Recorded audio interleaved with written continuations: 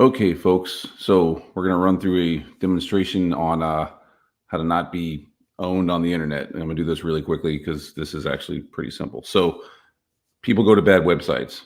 You go to look at pornography, people go to gambling sites, that type of thing. There's always lots of malicious content there. You could get hit. If you notice here on this site on playboy.com, which now sells clothes instead of pornography, okay, um, there's lots of JavaScript, lots of image things, iframes, domain shenanigans, things that could potentially be used in manipulating the page to trick you into clicking something. So that's number one. Number two, if you're looking to go towards another site that has lots and lots of content, the more stuff you have, the more interactive it is, the more potential avenues of redirection and drops there are. So how do we get rid of those and how do we make this safer? So let's run through that. I'm going to turn on my client and connect in, and mine's going to use my biometric auth because I don't like passwords. So here we go. Connect that up. Picture my face.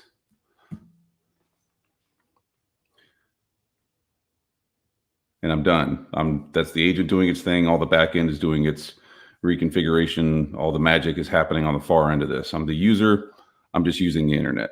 Notice I didn't do any more password stuff because I don't like passwords. Now, if I go back to that same page and reload it, what you'll see is that Playboy is not blocked. So we have a policy that says pornography typically has lots of bad things bouncing around in it. So therefore, Playboy pornography is blocked. I've stopped someone from potentially interacting with malicious content. If I go back to another site that's allowed, but has a lot of potential areas where there could be a compromise, a drop, or redirect, notice the CR. That's the site being scrubbed in real time out in the cloud and the content rendered to me safely. Notice I went from hundreds of iframes and JavaScripts and redirects and domain shenanigans down to a few. If you go look at the source code for this page now, you'll see it all actually is safe rendered content. Now, lastly, if I'm trying to go to a website that we know that Google or whoever else tells us is phishing, which this is a phishing site guaranteed all day long, security alert, this URL has been identified as a phishing site. So we're going to tell you one more time. For security reasons, the site will be opened in read-only mode. Now, what does this mean? We're giving you access to the content in a safe way because you might need this for some purpose of work.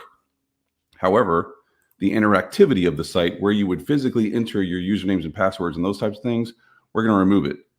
So if we go look at this contact us, which you can imagine this could be enter your username, enter your password, enter your bank creds, whatever. You can see the form. Here's my fingers.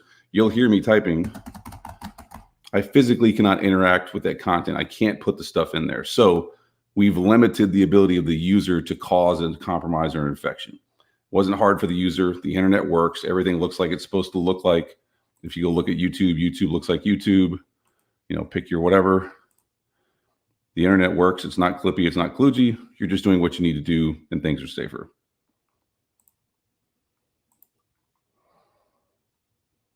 ZT Edge, the simple, affordable way to move to zero trust security.